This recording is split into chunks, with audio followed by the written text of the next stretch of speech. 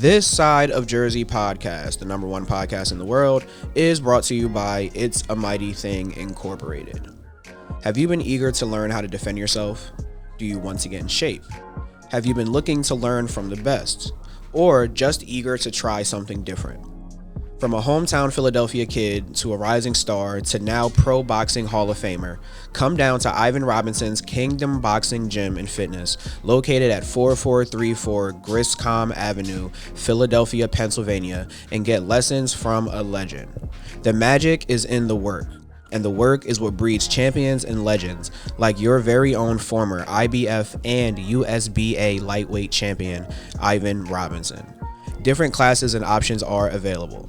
To find out more, visit kingdomphilly.com or contact 215-839-1400. That's 215-839-1400. The gym is open Monday through Friday, 8 a.m. to 8 p.m. and Saturday and Sunday, 8 a.m. to 3 p.m. That's kingdomphilly.com to find out more.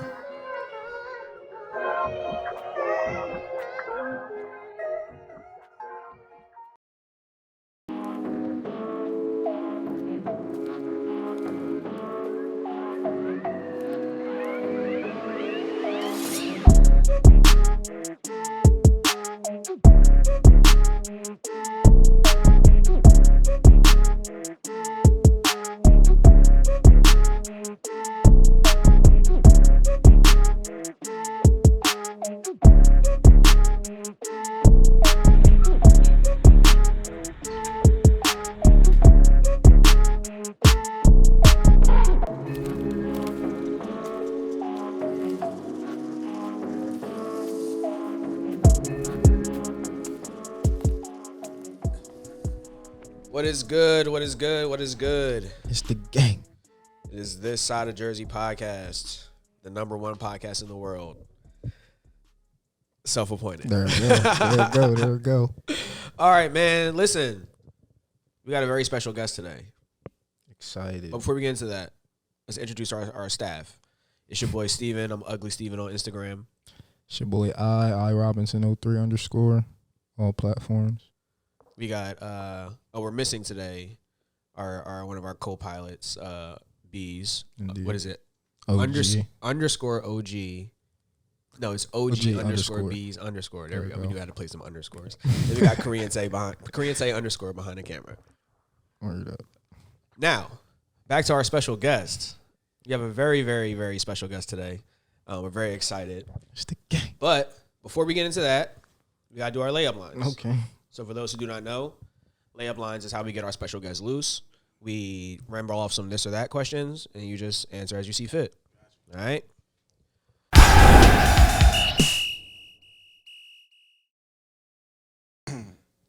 Go. Reasonable Doubt or The Blueprint? Reasonable Doubt. No Name or Rhapsody? Rhapsody. Writing or performing? Performing. In-home studio or out-of-home studio? And home. White wine or red wine? Red wine. Coach Taylor or Coach Bird? Taylor. Candles or pianos? Piano. Self or user? User. Nas or 3 Stacks? 3 Stacks. Kendrick or 3 Stacks? Kendrick. Drake or Kanye? Kanye. Very nice. Okay. Very nice. That was elite. That was a good joke, right? Yeah, absolutely. It was coming quick. Nah, man, listen. Our special guest today, man, talk about a talent. Man, he aight. We have musical artist Franky Hill is here. The gang. He is here. Fellas, what's going on? Thanks for having me, man. Yes, sir. Appreciate you, bro. We appreciate you. How you feeling, bro? Good, man. Yeah. Good. We made it out of rough time in our lives. Yeah. With this pandemic, right? Yeah, man. Pandemic has been was very interesting. Very challenging. Yeah. In many different ways, but like you said, we made it through. We made it through. Indeed. We made it through. Indeed. That's important. That's important. So listen, man, we have a our own personal relationship with you, right? True. But let's start from the beginning.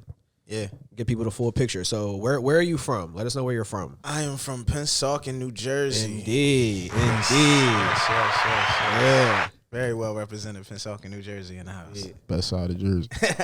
Yeah, Already. I'm from Pennsauken, man. Indeed. So for those who may not know, right? Mhm. Because we obviously want all of Jersey to be our audience, right? Right. So tell us a little bit about that demographic in Pennsauken, New Jersey. What's that like? Pennsauken is like a microcosm of America, I say. For me, you got like all types. You got the rich whites. You got the middle class, and you got the you get all types of demographics. Everything kind of put into one little pot. Then it's like figure the shit out, and we all kind of figure it out. It's a real nuance and a real fun and challenging place to grow up in, especially with the surrounding cities around it too. Because when you in the city, you ain't just from your city, you from that area, and when you add in what's in that area, it's like situations, man. They get tricky. It's a place where it could easily go left. You can understand how it can go left, and it's easy to go right too. But I heard someone once say they were describing Pennsauken, and they were saying it wasn't the hood, but they were like it's hood influenced. Yeah, and I was like, that's a pretty good I feel like word to describe Pennsauken. It's not, you know what I mean? Yeah, it's not the hood at all. It's not the hood at all. We got no, it's not the hood at all. But what happens is it's from people from the hood who've kind of got a little bit more money, maybe, or and they've just moved to the other side of town where it's a little bit nicer. The school buses are a little bit more yellow, but a lot of those influences is still, from the place of where you had to hungry and get out and survive. So you don't just lose that because, your taxes is higher. Like, nah, that shit still sit inside you. So that's dealing with that. It's that mentality that we got to kind of work to try to break. But it happens. Like you said, and they so close. People we grew up with, Camden dudes was going to Pennsauken High, living in the hood. Word. That was regular. Word. That's regular. Like, using different addresses. Like, so yeah, it's a nice melting pot. And how has Pennsauken framed you? So after high school, right? So like learning what the environment was like in Pennsauken, right? So you say you're kind of part of this melting pot, right? Like what are some things that you took that you think, like lessons you may have gotten from growing up in Pennsauken that translated to your adulthood life now?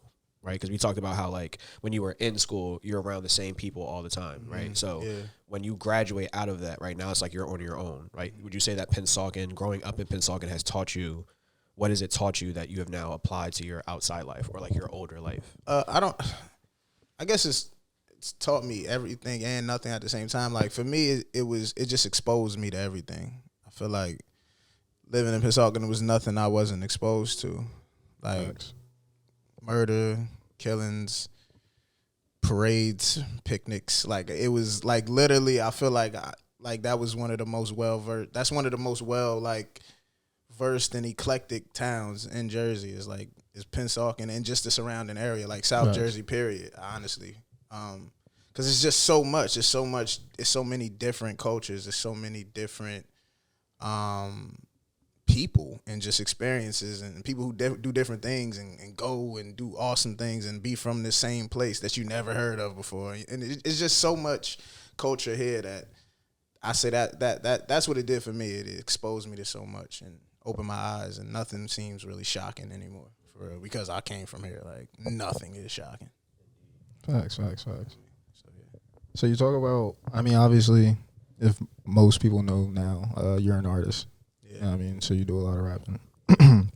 So there was a time, obviously, where you were not rapping. Right. Talk a little bit about that time. Like during the pandemic? Yeah. Yeah.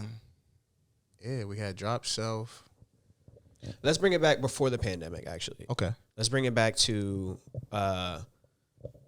let's go back to when you were on the basketball team, let's say. Oh shit. And people knew you could rap. Right? Yeah. But like you weren't rapping for people. Like, you know what I mean? Like it was kind of like that one. You know what I mean? Like go back to that time. More so when rap wasn't serious. So yeah. I was just in school. I was writing poems. My mom had died, I think my sophomore year. 2000. God rest her soul. Yeah, God rest her soul. Thank you, fellas. Nah, yeah, I think it was like 2010. It was sophomore year. It was my sophomore year. I remember that because I remember going to the game and all the homies signed the basketball and shit. And I remember that. That was like a real real big moment for me.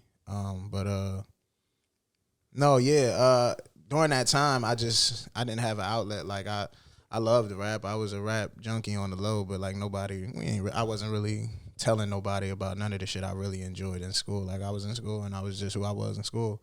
Then I went home and I was just who I was. Like, you feel me? So it was like, it was that kind of thing. So I was writing poems and shit just to work through shit, just to get through shit.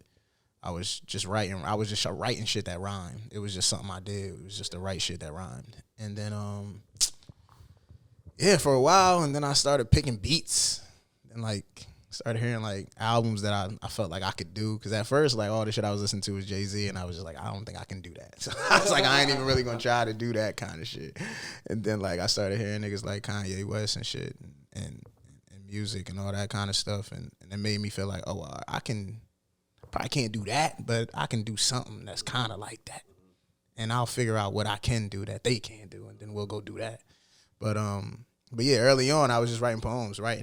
My first rap I ever wrote was a battle rap to nobody. I just wrote a battle rap to nobody. It was for anybody actually. So if anybody who stepped foot was getting even though nobody was flame. asking me to rap, bro. Right. Like I was like, if you do, The clip was ready. This is what you gonna get. I don't even know if it's hot, but I got one. That's I got fire. one. That's fire. So I was doing that for a while, and I was just writing, and then one day I put out a video on Facebook of the poems, like the poems I wrote to my mom and shit, and they did. You know, everybody was like, "Oh God, you're great.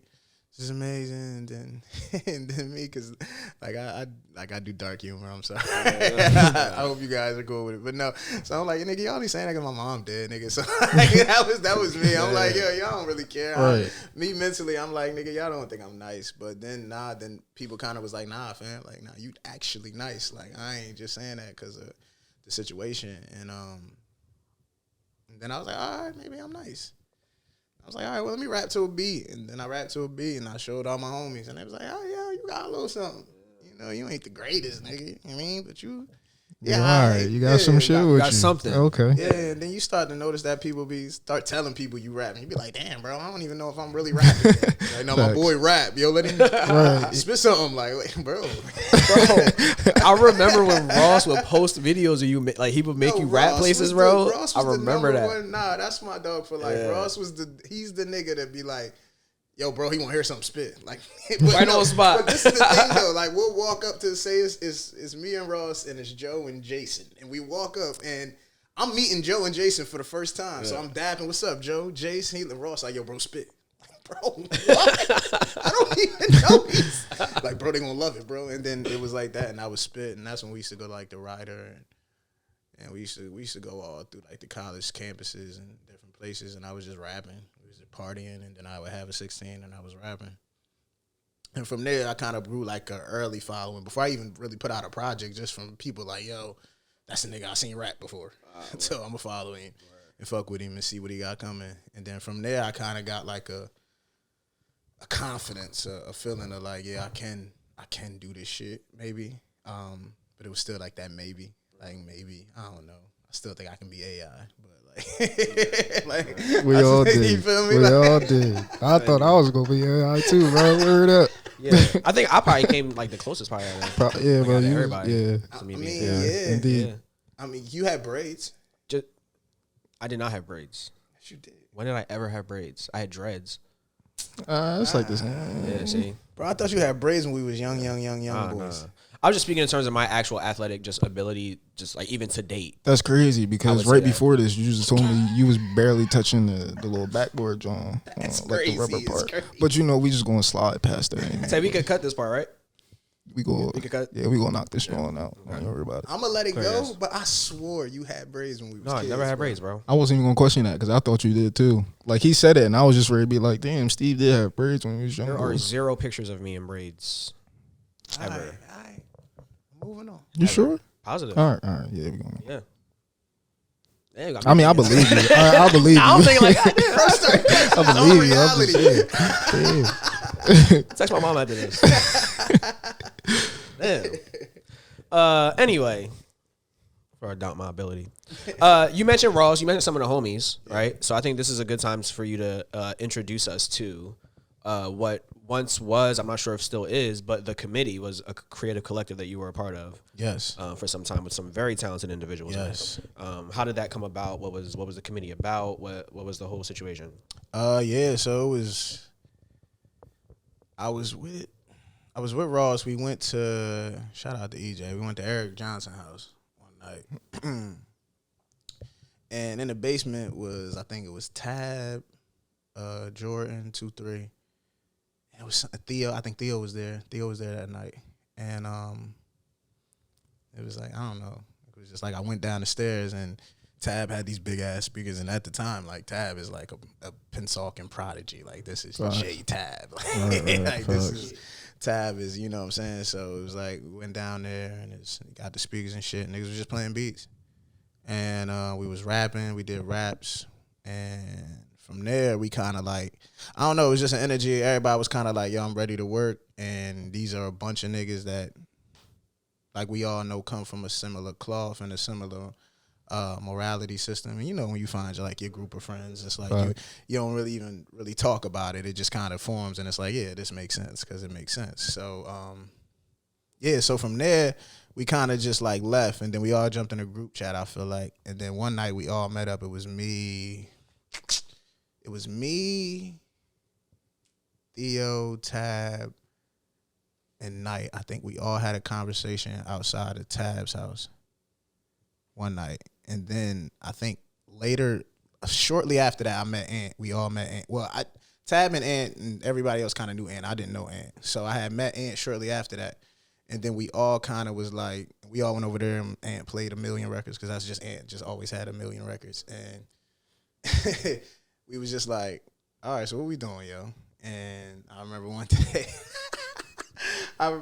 day, it was me. It was all of us. It was me, Theo, Knight, Tab, and Ant, and we were all just sitting. And we had a picture of it on Instagram. We were sitting, and we was like, yo, we need a name.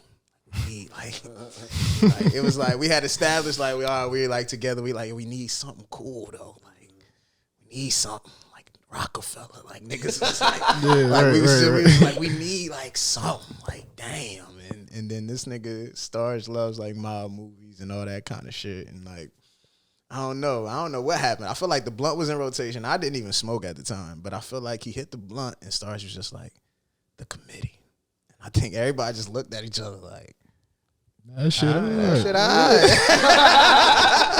was like, that shit cool. So we just kind of went with the committee, and then from there, yeah, bro, we was just that was my most when I free in a way, like, because I feel like I get jaded by like knowledge sometimes. So it was free because I didn't know anything. Like we was just making music. Like all I knew how to do was rap. Right. I didn't know how to make songs. So like every song on the first project I dropped, Blur Lines. Like all of those songs were like a collaborative effort. Like all 5 of us were in there trying to figure out how to make songs. All I could do was like, I got a verse and I think I know what I want to do with this hook, but I need help. Like, cause I don't even really know how to form songs yet. So for me, like that was like it's like elementary school. Like it was like real important, like learning how to learn kind of shit. Like that real important shit. Like the committee is like, it's like that shit means a lot to us. And for where it's at today, it never was. We slowly, I think, all kind of realized we all were different artists, like very, very different artists, like not even closely similar to the point where it even made sense branding wise. Like we were just all too very different, and we weren't a label. So it's like the committee is still alive. We just homies. Like that's just homie shit now. It ain't like a brand. It ain't like Franky Hill of the committee, Ant Clemens of the committee. Like no, come on, no, it's not. That's just the family. But it's just fam. Like that's just what it's cultivated itself into. And yeah, bro, I couldn't be happier. Like we all just so in our purpose and in our zone, and it's beautiful, man. It's real beautiful. Shout out the committee, man. Shout out every members of the committee, man. Shout out members. All parties involved. Indeed. So when did you decide to start like taking it seriously? Is it when the committee forms? Yeah. When it was like, all right, I'm really going to try to take this like as high as I possibly can. I'm gonna shout out my boy Rob. Before I met like with all the homies at the committee, it was my boy Rob. He had a laptop, honestly. Nigga had a laptop and he had Fruity Loops. He's the first nigga I knew with Fruity Loops. And he was on my bus. So I'm like, bro, what? Like, nigga, yeah, I'm trying to rap. So he made this terrible beat on this Fruity Loops. And it was the hottest shit at the time for us. And I got all my Drake, all my Kanye flows off. Like, yo, the songs are crazy. Yo, the songs were crazy. But that was for me, like, that was the first time I had, like, I had got done school and I went right there. Like, I don't think it was hoop season or nothing like that. Like, I got done school and I was like, all right, I'm gonna do my homework, whatever, yada, yada. And then I was like, that's what I'm going to do. Like, that was the first time I was like, nah, this is what I'm doing today. Dedicated that time and made it like a reality. And I think I always look at that moment, like, that's when I started taking it serious. I might not have been at a level where people looked at me seriously, but I was taking it serious in those moments because I was like, all right, I'm dedicating my time to this because this is something I really enjoy doing and I want to learn how to get better at. So, yeah, it was probably, what's that, 2011, 10, 11? Yeah, I was still in school, but I wasn't making like a project. I wasn't even really making full out songs. I was just taking music serious. You know what I'm saying? And then, like I said, then when I got with the committee, that's when we started fleshing out songs and we got to learn how to make songs and what sound good and what don't sound good. So yeah. Facts. Talk a little bit about just you when you able to get in your element. You know what I mean? When you writing, when you know what I mean, you getting into that workshop, that mode. Talk about what it looked like, what your space looked like. For me, bro, it's funny. It changes. It used to be candles in a bottle of wine. And nowadays it's more. It's a blunt and a candle, and I'm not even really on the wine as heavy as I used to be anymore.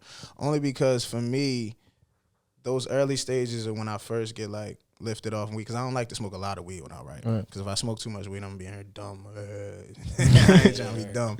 I probably take like 2 or 3 hits of it, and I just have my candle on the beat looped up, and for me, honestly, my writing process is real quiet because I don't like to write to the beat. Okay. I'll listen to the beat. I'll catch my pocket. Once I figure out where I want to be, I'm like, I don't need, because then it just gets like annoying. And in my head, every time I hear the one, I feel like I got to start the whole fucking verse over again. And I'm just like, I can't write. So I'm like, I'm going to cut this shit off.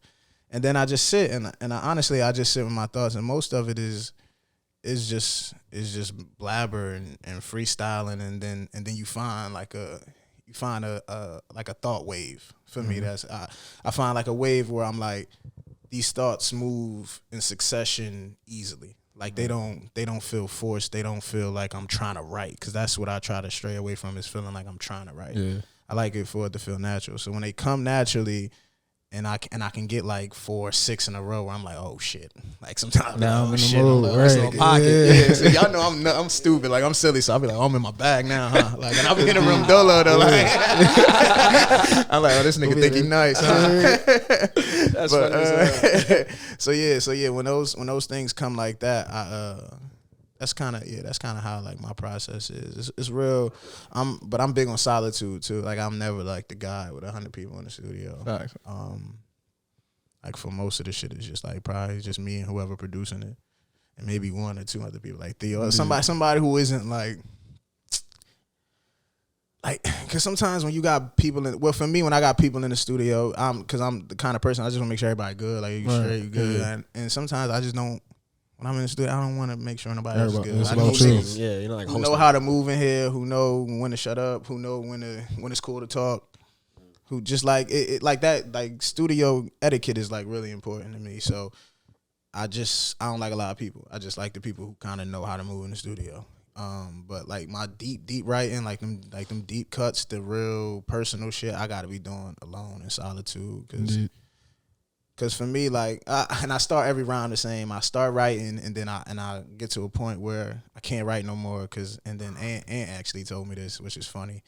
Where I catch like it's not real writer's block. It's just I get stuck, in the middle of a verse, and it'd be like, he always says, "Cause you lying," and I was like, "Damn, you nigga, you right, I am lying." I get to the point where I start lying, like where I start writing, and then I write something that just sounds good, but it ain't true. So it's like, I don't know what to say next. It's like, nigga, cause that ain't true. So you gotta go back. So then I go back, and then I get it. Ant told me that. Shout out to Ant. He was like, nigga, you lying. Shout out Ant. That's major. That's major. I really enjoy writing. That's why when you ask me writing a performance, like if performance wasn't such a crazy like you know what I mean, like an apex of a moment, like when the drums drop perfectly and everybody hands is up, like that shit is nothing. I feel like that shit's like winning the Super Bowl. It's like that shit is like awesome. But writing is ill, man. That shit ill. So you mentioned people in the studio with you. Yeah. We know that someone who is in the studio with you a lot, yes, sir, is the special talent that is Kam Dela. Oh, yes, Kam Dela. So talk about, how did that relationship start? Right? How did that relationship start? What has it grown to? Yeah. Like, what have you taught each other? Like, just give us some background on that. Yeah, I met Kam. Shout out Mike Tackers. Mike Tack. Mike Tackers is just a guy that does like really super nice things for like no reason. Yeah. That's a good dude. He just bought me studio time at Cam's house at his studio for my birthday. It was like 2013, 14, maybe. No, I might have been I was out of school, so 13, 14. I can't remember exactly when, but that was the first time I like met Kam. I want to say I might have met him before at like a party or some shit, but I can't remember. So I'm gonna say that's the first time I met Kam. And I did my first set of freestyles, some shit called Y'all Don't Hear Me and the Do It beat. I did those freestyles at Cam's, and that was the first time we ever talked, just linked, whatever. He actually did the first song on my first project, Layup Lines. He did the intro song. He did the intro beat, the Long Hill Flip. And from there, it kind of felt like a one-off. It was just like, all right, we're going to do that, whatever. And then a few years go by, yada, yada, yada. And this is mid-committee time. We was actually renting out a studio on Jackson Street. And Kam came back around, and he just pulled up a couple nights to rock with the homies. He was just rocking with us. He was like, yo, pull up. Y'all be in here all night. That's when we was just in the studio to 6 a.m. for no reason. We wasn't even rapping. We was just to say, yo, we in the studio to 6 a.m. We was just in there all night, knock, da. But niggas was working. But yeah, we was like, what, bro? I'm in the studio.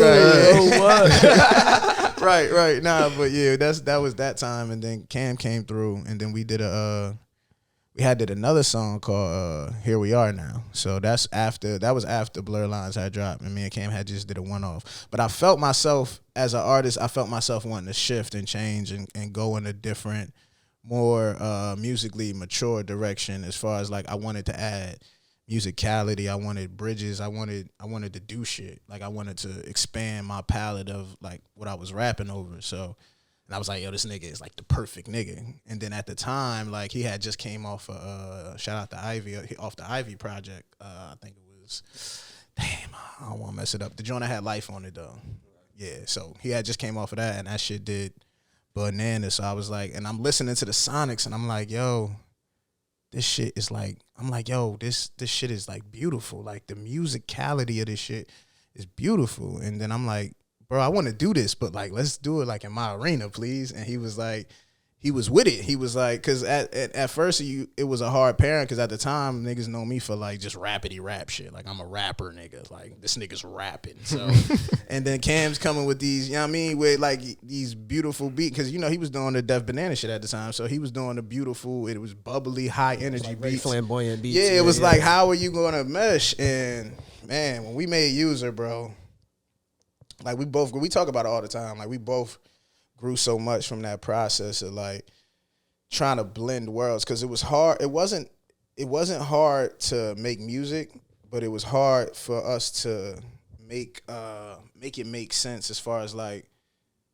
how I was represented and he was represented. Because the reason I went and chose Kam was for a specific thing, but I had to allow space for him to do what he does best. Mm-hmm. And as a nigga who be a rapper, and I'll be rapping and I'll be like, nah, I want my vocals loud so y'all can hear me get these raps off.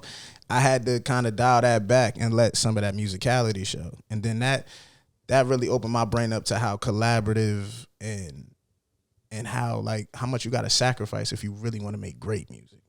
I feel like good music is anybody can make good music. I feel like you want to make some great shit or some shit you feel is great to yourself, you got to learn to sacrifice a little bit in it. And we went through that, and that's kind of like all the whole bit we kind of got through and shit. And it's my dog, man. I was just with him the other day. Yeah, it's my dog. We locking back in after the pandemic. It was kind of hard to get through because his studio was at the basement, so mom's locked the whole shit down, so we couldn't work. I'm like, damn, I gotta respect that. So it was different. No vid, no vid over here. Right. It's a good job.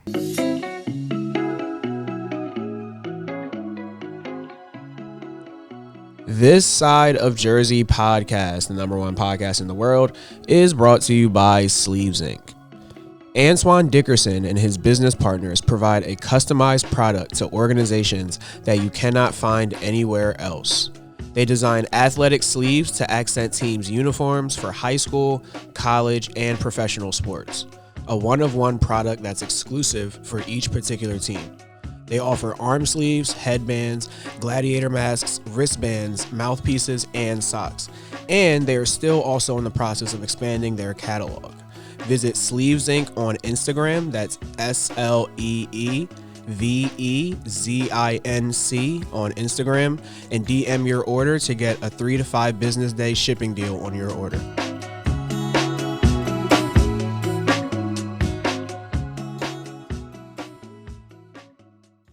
So I don't know how you feel about the term local rapper. Okay. I don't know how you feel about that term. But for lack of a better word, local rappers, right? So like obviously you now enter this world of like you now have other people who do what you do, right? And you can't help but just notice the game around you, right? Yeah. What is something that you see that local rappers nowadays are lacking? In terms, it could be in terms of resources, right? Mm-hmm. It could be in terms of business decisions, right? Like what are you seeing? Where are you seeing there's like a breach? All right, so I'm conflicted because, like, the game is the game. So, like, I say this, like, the industry is choosy, it's picky, and it's hard to cut through. And I think a lot of the kids nowadays, I think they think it's easy because it looks easy, and then I think they get into it and they realize how hard it is, and it kind of, like, it fucks with them. And I think the only thing they lack, because I don't think they lack knowledge, because I think all the knowledge is out there. I think they lack the guidance to go get the knowledge. Okay. I just feel like people have gotten to this place where it's so easy to do everything. Everything is easy to do. It's easy to make a song. It's easy to mix the song. It's easy to put the song up. It's easy to get followers. I can just go do something stupid. And then what happens is you do enough stupid shit, and then the stupid shit catches up with you. And then then it's cancel culture. So now niggas is trying to cancel you for some stupid shit you did when you was 10 or whatever. Right. I just think it's the lack of guidance, and it's also these motherfuckers don't want to listen to nobody. They don't want to listen. And then this is why I say I'm conflicted, because only reason I'm conflicted is because that's how hip hop started, is by niggas not listening to no fucking like. So it's like we can't. Indeed. It's hard for me to say they lack anything, because the same principles they moving with is the same ones my generation moved with, the same one every generation before us is going to move with, or is going to move with, right. Because that's what hip hop is. It's the ultimate rebellion, nigga. Like, this is. No, fuck y'all. This is fuck y'all. This is fuck every tradition. Even and that's where hip hop gets like scary, because sometimes it's like fuck all the tradition, even our own, and then you be like, whoa, hold on. Yeah, facts. Hold on, you're not better than Nas, nigga. What you mean? Facts. But it's like, as a young nigga coming up, you supposed to feel like that. You supposed to feel like fuck everybody. Like, it was competition. So it's hard, bro. It's hard.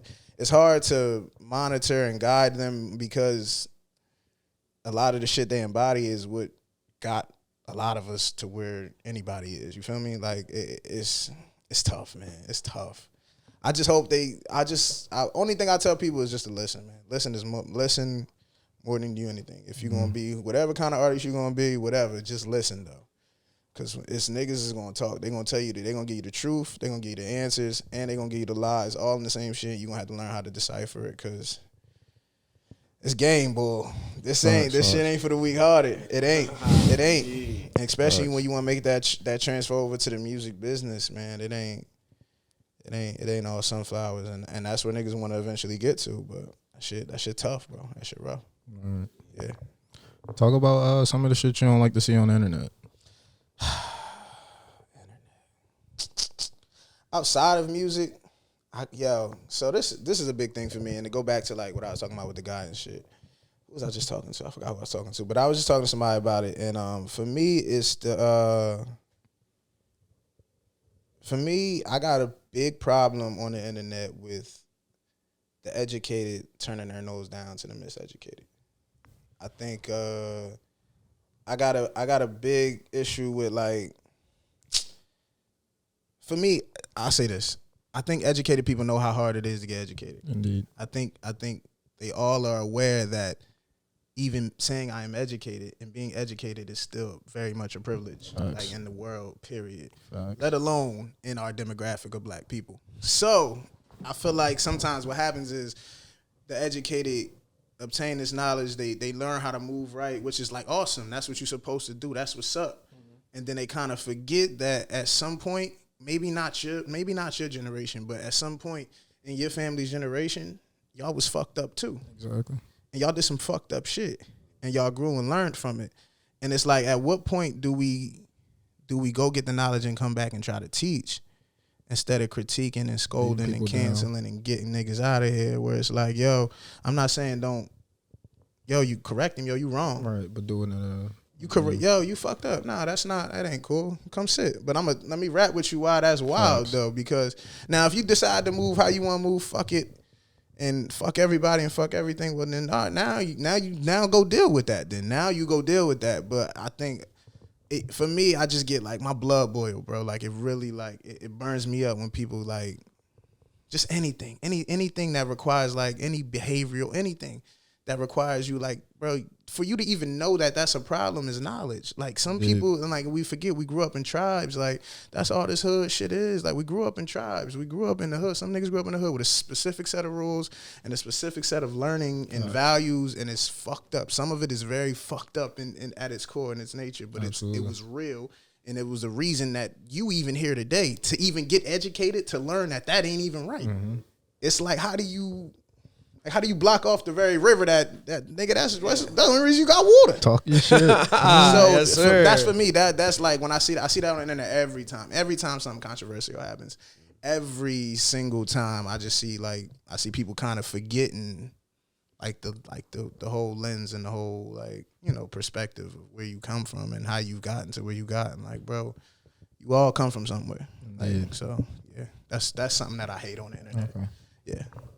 Is there anything within music, within local rappers that you see that you hate on the internet? Nah, I mean, no, because for me, like I think I try to do a good job of like sifting out my shit, like my feed. Okay. Like I don't see a lot of bullshit. Okay.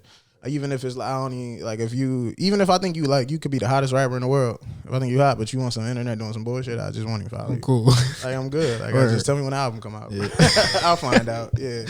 But yeah, honestly, like, yeah, I don't really follow a lot of bullshit. Can I give you an example of something that I hate? Yeah. I hate when people drop a song and they put like a fucking cover art that says this song is coming out tomorrow or some shit.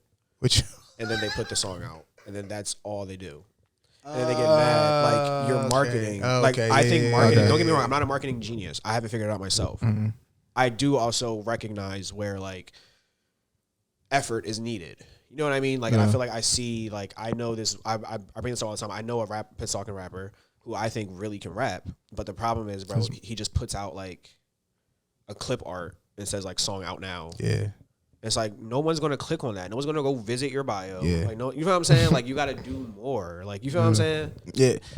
Yeah.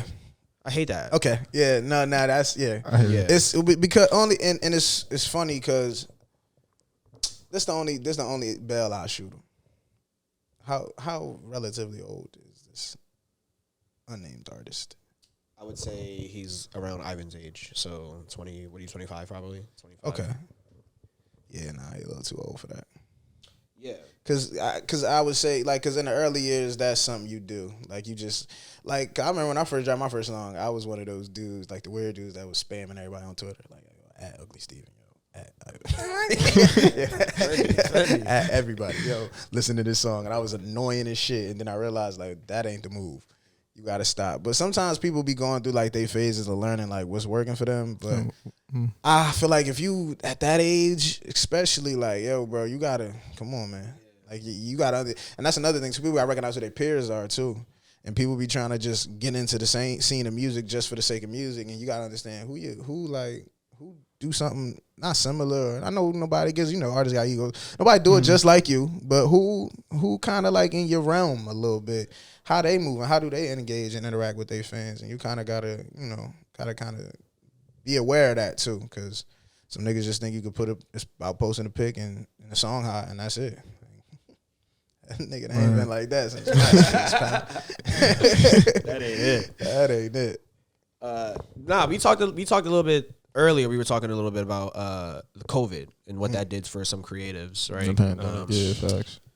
Talk a little bit about that. So you mentioned how you found out that writer's block was like a real thing that was happening. Like what was that time period like for you? Yeah, COVID. Right after we dropped Self, we actually dropped Self during COVID. Right after that, it was like it was a nice cooling off period, and it was those early weeks of COVID, like what I said earlier, like niggas was doing push-ups and taking shots and shit. It's a lot of weird shit going on. We were just figuring it out, man. We didn't know if it was 2 weeks, 2 months. We was just gonna do shots and do push-ups. We was at least gonna be fit and drunk. So, so yeah, it was around that time, and I was just doing nothing. I was playing Warzone. I said I was semi-decent at Warzone, so I was trying to be nice. Just posting them dubs. Yeah, I was getting some dubs, man. I had those 17s, my 20s and shit.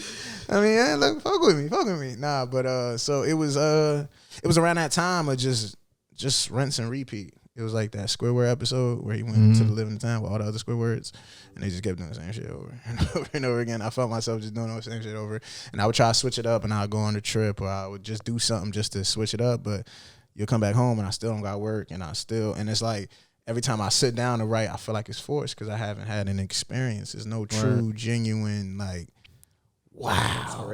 Inspiration. Like, and for me, it don't just come from life. Like, for me, I was talking to Kam, like, that comes from, like, going to live music and just seeing live shows and seeing good shows, just seeing good bands. Shit, seeing bad bands, seeing niggas go up there and bomb and that kind of energy. Like, bro, like, all of that, though, for real. Like, all of that kind of feeds that spirit of that, like, that's that fear. Like, damn, I don't want that. So I'm like, I better get back on my shit. Or, you know what I'm saying? Like, so all of that kind of got stripped, and it was just like, like it felt blah. It felt real blah. And for me, like I was telling you, I thought I was in that shit alone, bro. Like at first I was like, damn, like niggas just out here getting it, huh? Niggas still writing, rapping. Because, we was all still fronting for the first couple months. Like, everything was still Gucci when it wasn't. Yeah, we was all fronting. So it was like, damn, niggas is all right? So I'm like, I'm the only nigga not all right. I'm like, just me, huh? So I'm like, God, that's different. So, and then I started talking to artists, bro. I started talking to mad people. And we was all like, nah, we all kind of... Like, nah, for real, bro. I got a lot of on some real shit though. Like, I got a lot of them. I was like, oh, all right. So y'all a little messed up too, huh? Right. So yeah, it was a lot of that. A lot of us, bro. Mentally, man, it was tough. You was dealing with feeling like, yo, how can I regain what I had when COVID happened? How do I do it again? How do I create at the same level like I did before when I was doing it every day? Now that I stopped, like all of those fears were real for me up until like a few months ago. Like I just started getting back in the studio with Kam and getting back to like in the swing of things and back into my bag. But for a while, bro, like a year, it was rough. Like rough. It was a changing period for sure. Yeah, so we had a lot of shit to figure out during COVID. Yeah, absolutely. yeah. We were all new to COVID. Then- Nobody knew how to move anything in COVID. Yeah. Like, you know what I'm saying? Like Like a protest. yeah, bro. It was just a lot was happening. It was a bro. lot of shit going on. A lot for was sure. happening, Ton bro. of shit happening. A lot was happening, bro. Yeah. So Then LeBron won a chip. Like my Yeah. emotions are everywhere. And a short man. season, you like, damn, whoa, what's going on? it's not acting like it don't count. Yeah, bro. Like, yeah, bro. Yeah, bro. It was a rough season, It bro. was, though. It was. It was weird, man. But so I would say thus far you've created a very solid foundation for yourself in terms of in fan base and I don't doubt that you will whatever this level that you think you fell from that you want to get back to. Yeah. I think the people behind you, like, you've created a fan base where people fuck with you. Yeah. Mhm. No. So whenever you're ready to take off, like we're We're ready. Oh You no, know what no, I'm saying? no, Like, no. we're Yeah, no, thank you. Yeah, Nah, yeah, thank you. yeah, No, yeah. no, I don't. That was just a mind frame that I was in though. Like I thought, I'm no longer there no more because I just I've realized that nothing really happened. Like actually nothing happened. Like we're actually in the same place. Nothing actually really happened. Honestly, if anything, I grew more throughout the pandemic. If anything, I'm a better person, better everything. But I just had to learn to tap back in. I had to learn how to create differently. And that was like real big for me. I just had to learn how to, I'm still the same guy. I had to do it differently, and that's okay. Because now I got more shit in my tool bag. You feel me? So that's what it was. But yeah, no, thank you for that though. For sure. Because people know, but artists need to hear that. And I was telling my homies this other day, I'm like, yo, be easy on your favorite artists. All of them, from the biggest to the smallest. Be easy on them first album out of quarantine. It ain't gonna be it ain't gonna be that fucking shit you looking for. It ain't gonna be the one that's gonna make quarantine sound amazing. No, that shit was fucked up for everybody. Drake included. I don't care how many millions that nigga got. That shit, COVID fucked everybody up like that, and that's real shit. So all of your favorite artists, everybody's gonna. That first album, you shouldn't. I mean, I'm not gonna say don't. I ain't gonna say nobody's album. There's been some great albums, niggas. Don't geek, but it's just like, just take it easy on them, cause that shit is real. Like imagine you put down something you did forever, and then the first time you did it, it's the final. Cause every time you release, it's the finals. It's every time you drop something new, especially as an up and coming artist. Now, if you establish, that's different. But as an up and coming artist, every release counts, has to be every release is the finals, nigga. So you ain't dribbled for 9 months. And then this nigga wants you to come out here and slip and slide. Hit a tween, double cross, all that. NBA Finals, game 1. Against Steph. No, I'm not doing that. No. That's facts. Nah, but yeah, I just say take it easy. But yeah. Word. So, I mean, you said we getting back. You know what I mean, we trying to get back in the rhythm. What's the ultimate goal? You signed, independent, like? It's fluid, man. The ultimate goal is whatever presents me freedom. Freedom. I need partial ownership, but okay. I'll say this: Plan A is to be total ownership, and whatever Mac Miller had. Like, I always said that. And I'm not even the biggest Mac fan. Like, rest in peace, Mac. Like, yeah, rest in peace, Mac. I'm not even the biggest Mac Miller music fan. A lot of my friends are, like, people around me are. But I always said Mac Miller makes a lot of fucking money. Like, Mac Miller makes a lot of money off music. So I always be like, yo, always just give me whatever Mac Miller has. He don't got no public pressure. He don't got to prove shit to nobody. Every time he pop up, people are happy. It's like, it's like look at Mac Miller smiling. Like, yo, that's what's up. It's good to see. Like, like it was always good to see, bro. Like, give me that career. Like, I don't want none of that. But also, like, I mean, if a situation comes across where it's like, yo, we could take it there. Like it's on you, but we could take it there. Indeed. Come on, man, I'm gonna take it there. Indeed. Like we could let's take it there. Then let's see what can happen. But like for me, Plan A is just always being comfortable and being able to feed the people around me and everybody be just that. Money don't solve everything, but that initial just like yo, you ain't got to worry about that part of life though.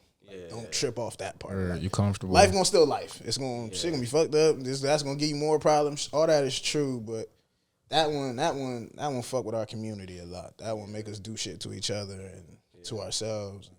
Like that's one of them ones. So if we can try to eliminate that where it's self-sufficient and everybody is in a good, comfortable space, that's like that's my big goal. Sure. That's my one. But yeah. I do also hate when people say like money doesn't solve everything. I'm like, bro, shut the fuck up. You'd rather, okay, a life with problems and you're broke, or a life with problems and money's not a problem. Right. Yeah. Like, shut up, bro. You know what we're trying to say. Like, you feel me? Exactly. I hate that, bro. Exactly. Money can solve a lot. Exactly. Yeah, right? Can. Take a lot of stress out of my fucking head. Like, you feel me? I get 10 pounds lighter just off of losing the stress that came off. Deposit $2 million in my account. Watch the amount of stress I lack. Right, bro. Let me get a quick $2 million. That's it. We good. I don't even need all of that, Bezos. Give me like a 0.0. Yeah, bro. I don't need the whole thing. A piece. I'll flip it. Bro, that's what I just need some shit to get started. I need some. Give me some shit to get started. I'm cool. I promise. I promise. I'm good. I just need a lump sum up front. That's all I need, bro. I'm good, bro. That's a fact. Nah, bro. So you talked about ownership. Mm-hmm. You said the idea is total ownership. Yeah. What is this thing behind owning your masters? First of all, what does it mean? Let's start there. And then what are the benefits of it, and what are the non-benefits of owning your masters?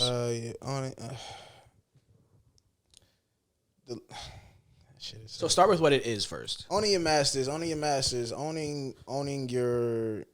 files, owning your stems, owning the piece of music, like literally like the actual, like intellectual but digital now, but the property of the music.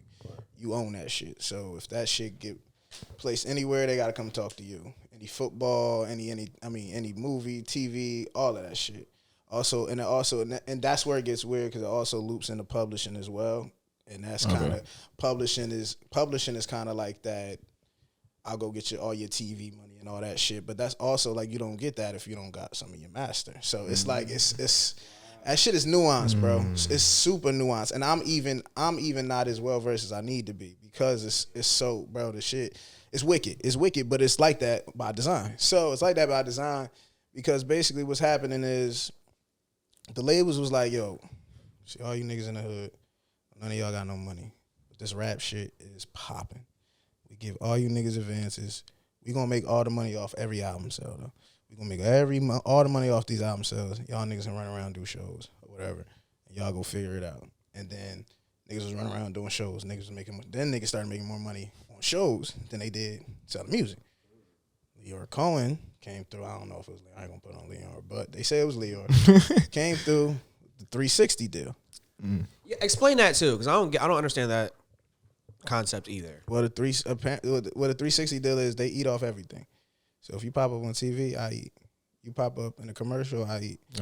You pop up and yikes. You get a little sweetie. You got a McDonald's deal, I eat. I don't know sweetie in 360. I'm just saying like that kind of thing. Anyway. Your music, I eat. Your shows, I eat. Now, the incentive with that is, in the 360, it incentivizes the label to work harder to get you all of those things. So that's why a lot of your biggest artists were in 360 deals, because the label was like fully, I am 300 and like circular. I am invested into your success. So I need you everywhere. So I'm eating off everything. So you're getting the best shows we can get in. You know, we can shake our way into. You'll get Sprite, you'll get Coke, you'll get Pepsi, you'll get it all, because I'm eating off everything. So, and at first it was like, artists is like, oh, all right, well, that's cool. If I'm gonna make more money, yeah, why not? Y'all gonna put me on a billboard, a magazine? Yeah, that's cool.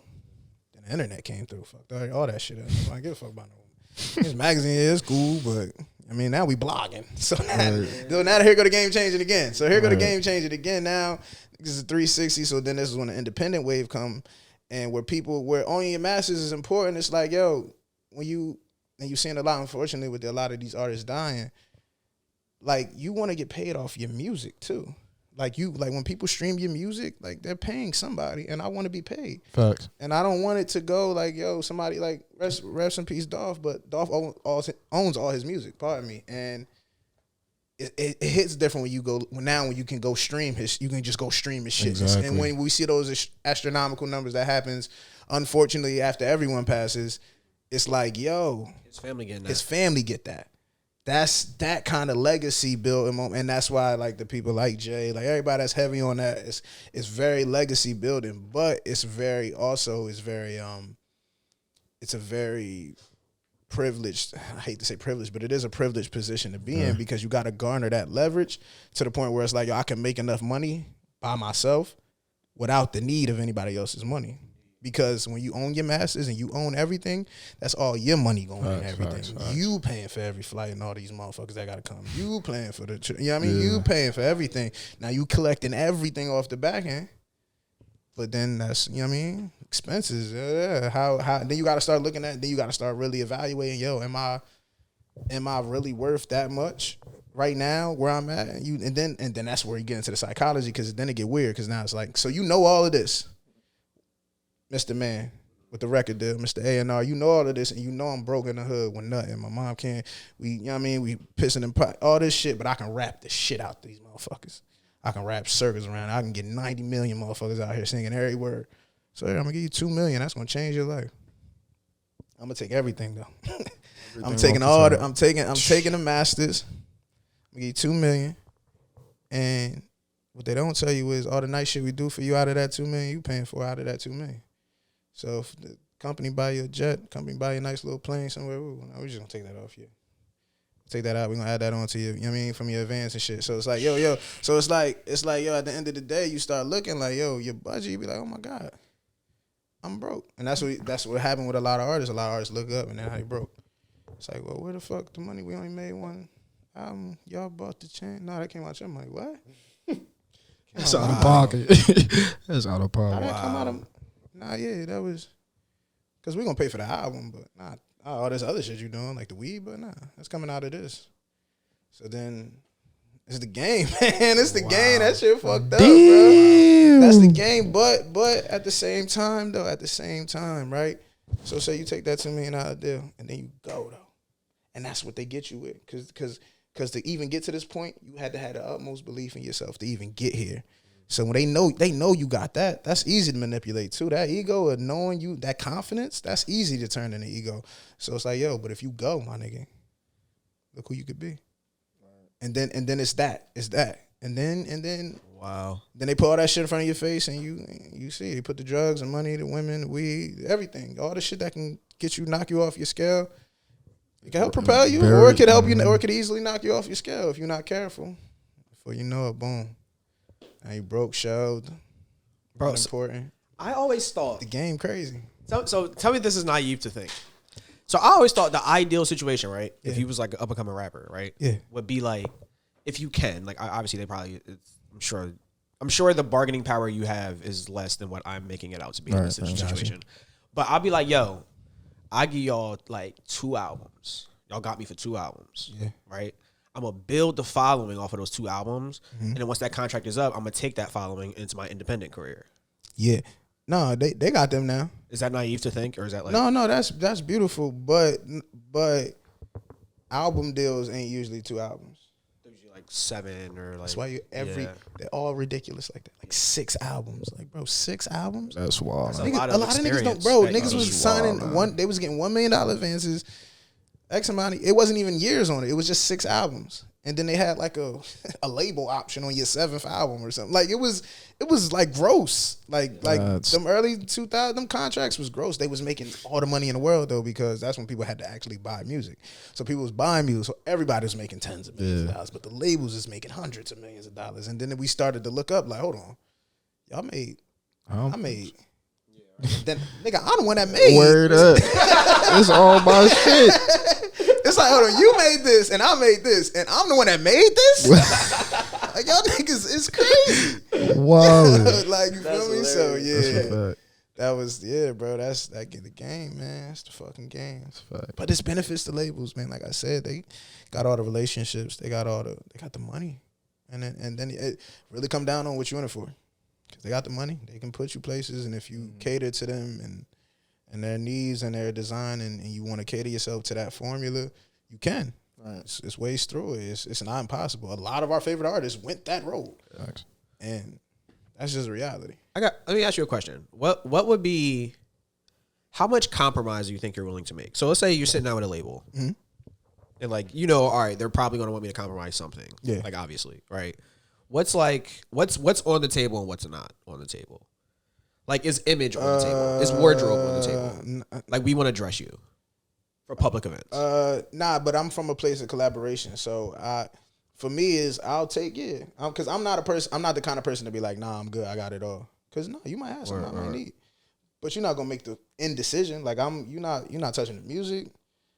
You can help with the image, you can help with look, but I got somebody for that too. But I just want to compile. I just want to compile minds there. I ain't really trying to do much more than that. I ain't really telling you to start putting me in some nut shit. But yeah, you can't touch the music and you can't touch who I am and you can't make me.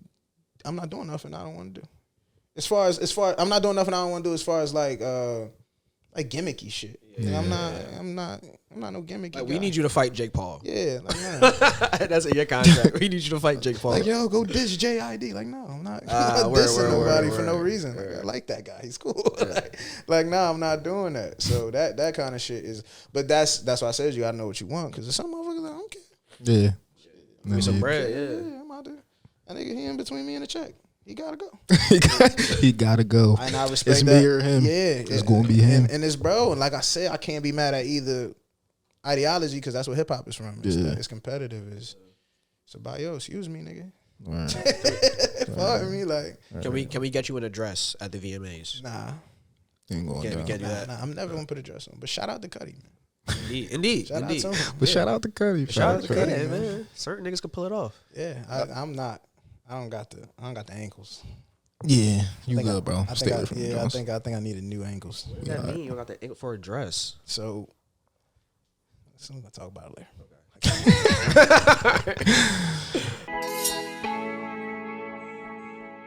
This Side of Jersey podcast, the #1 podcast in the world, is brought to you by the Puddin' Palace. Now, we have had the luxury and the honor of seeing this business grow from a small venture out of Miranda's kitchen to a full storefront located at 211 West Clinton Avenue in Oakland, New Jersey. Now, I know exactly what you're thinking, right? My mom makes pudding. I love it. My grandma makes it. Why would I ever abandon that? Listen, I'm going to tell you exactly why you would abandon that. Okay? This is exactly why. This is not normal pudding, ladies and gentlemen.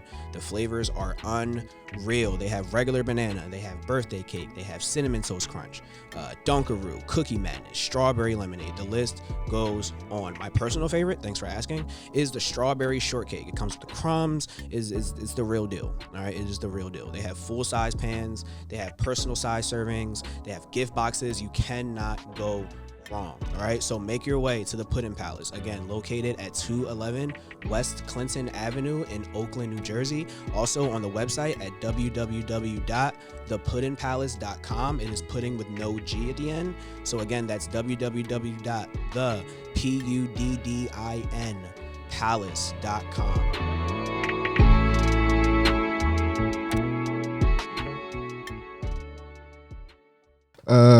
Talk to us a little bit about, or tell us your 3 biggest influences. All right. Well, we gonna start Musically. I'm thinking strictly like artists. Yeah, like, yeah. Lauryn Hill, one. She the GOAT. She the one. Talk about that later. No, for me, Lauren's especially on those Fuji albums, like Lauren's her energy, like her, like how the conviction and like her delivery, like how she just cut through music, like oh shit, here she come, yo. It's like, here come Shorty, yo. Here she go. Here she come, yo. Like, and she's like, how many, like, when she was, I get mad frustrated when it's like, yo, why you frustrated on the opening line? Think of all the folks who do this for all the wrong reasons. Seasons change, man. I'm like, oh, she going crazy. So like for me, like her energy and like her soulfulness, bro. Like that was one of, like, listening to her music. Still to this day, it's only like a few albums that touch me like that soulfully. Like, and I don't even got I knew it was good because a lot of the experience she was talking about, I didn't even have necessarily at the time. Like, I didn't have no kid. I didn't, I wasn't even in really, like, when I first heard Lauren, it was just based off just, like, the pureness it felt from the music. Like, songs like Zion and Doo-Wop, and, like, especially from them first albums. And then what really sold me was that MTV Unplugged, Miseducated to Lauryn Hill. Say that a lot. I mean, not Miseducated, yeah, but that MTV Unplugged, the Lauryn Hill joint. Son. Because at the time, because it fucked me up. Because at the time, I had never knew where the Kanye West All Falls Down sample came from. So I love that song. I'm like, oh, this shit is crazy. I'm like, oh, this joint is crazy. But I had never knew where that came from until I listened to the MTV Unplugged. And I remember the first time I heard it through, and I'm like, what? This where this came from. And then I heard the whole song and I'm like, oh my God, this is like some of the craziest shit I've ever heard. and then even in that, like, that was some of her purest. Like, for me, that was her, like when Kendrick did Untitled Unmastered, like, I felt like that was like a different version of that. Like, she has 6-minute songs on there, bro. Like just pain and just emotion, just feeling, and you could just feel it, like, and it's just her, and it's acoustic, and that helped too. So it's just her and the guitar, and she just up there, and she a little sick too, so she got a little crackle in her voice. But all of them layers just add to it, to that emotion. And for me, I was just like, I was always just like really drawn into like her soulfulness and her, like, how captivating she was emotionally, and that was big for me. Jay-Z. Oh, yes, sir. Don, man. For me, he was like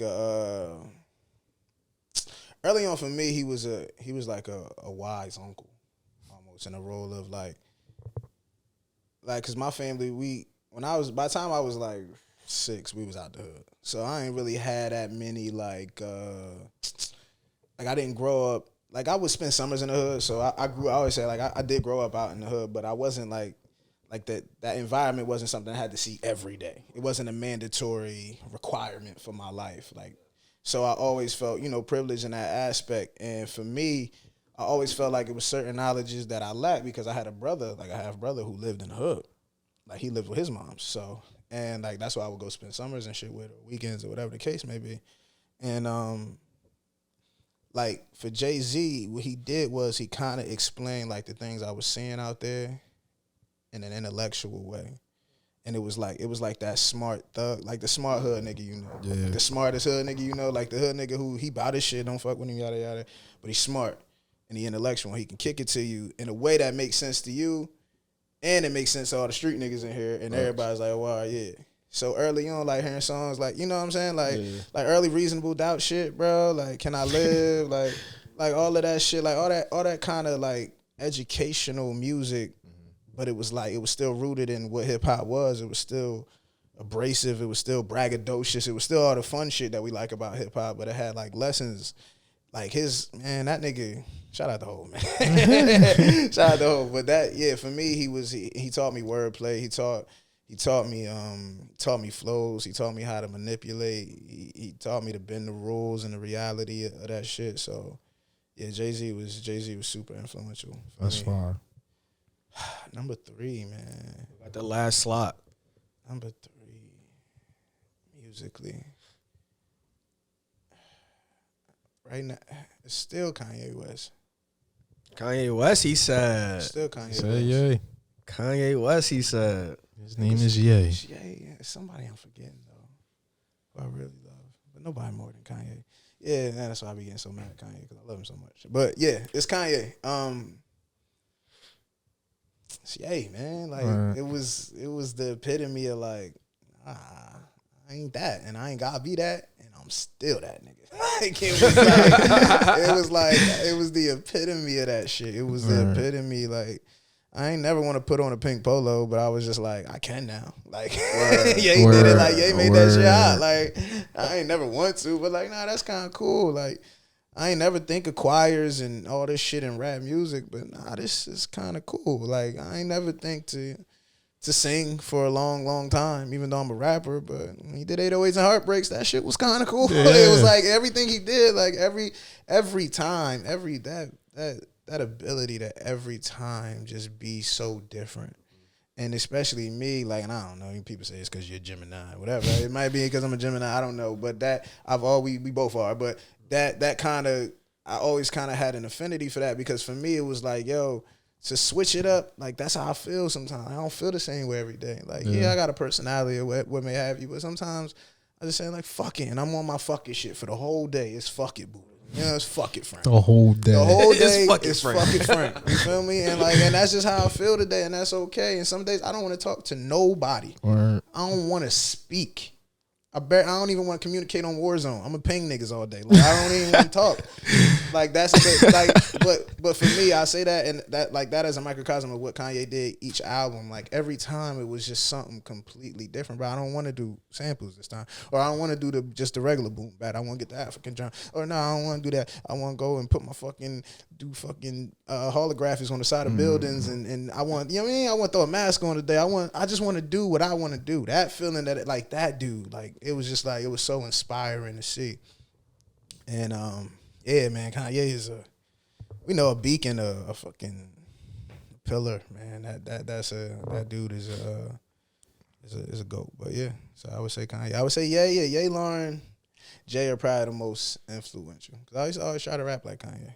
I always feel like, do you feel like Jay-Z, like, there were younger rappers to listen to when you were listening to Jay-Z? Yeah. So how did you stumble upon Jay-Z? I stole, y'all know Dink. Yeah.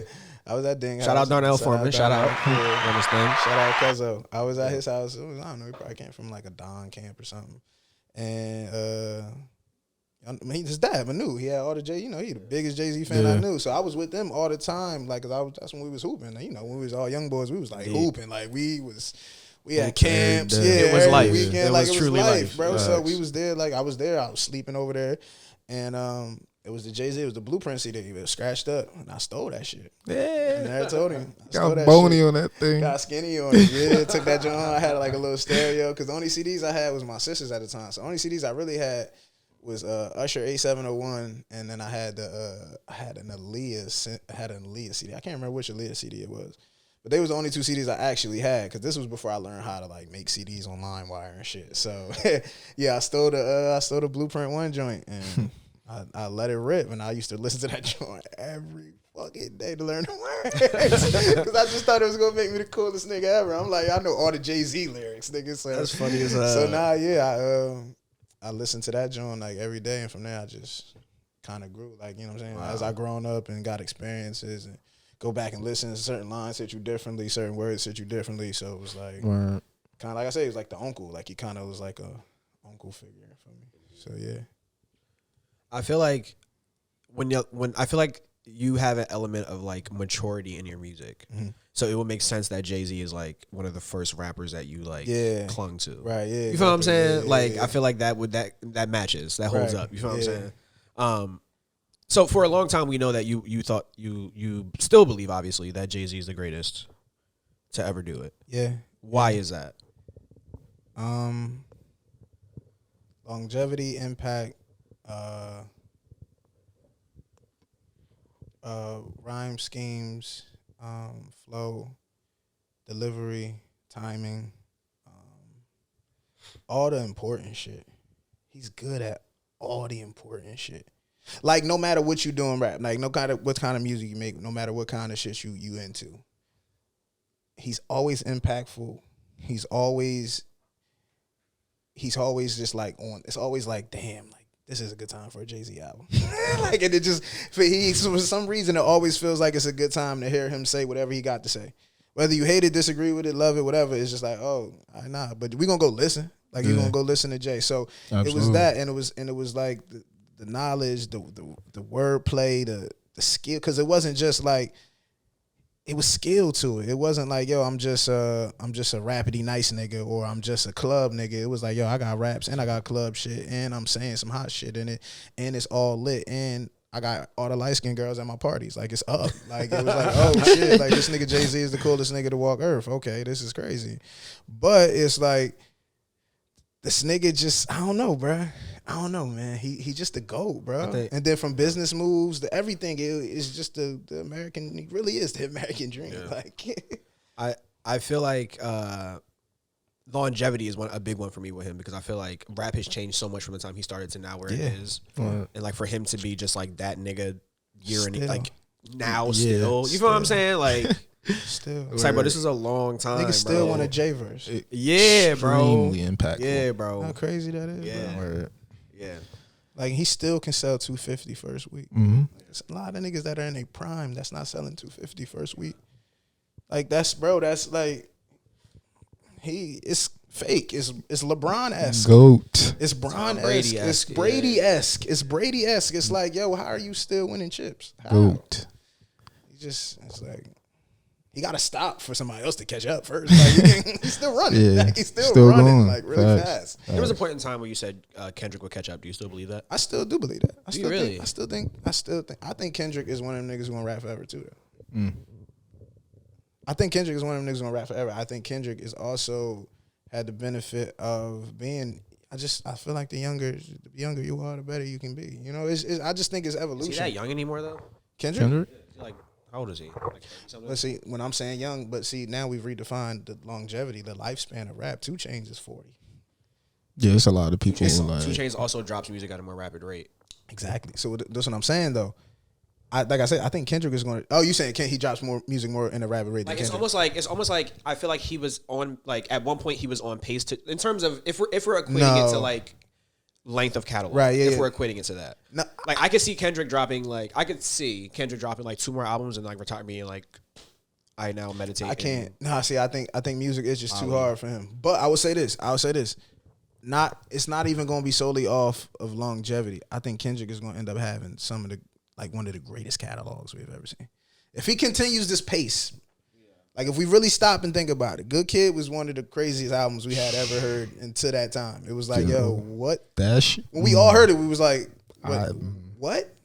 We like, who? You got to remember his location. So he got that too. Geographically from Compton, that's you stand. That's like hip hop royalty. That's like playing for the Lakers.